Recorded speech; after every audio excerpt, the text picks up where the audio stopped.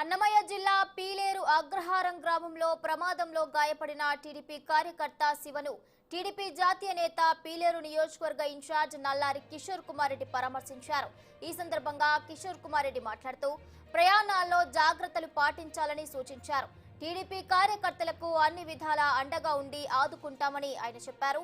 ఇక తెలుగుదేశం పార్టీలో కష్టపడి పనిచేసే కార్యకర్తలకు సముచిత స్థానం కల్పిస్తామని ఆయన అన్నారు.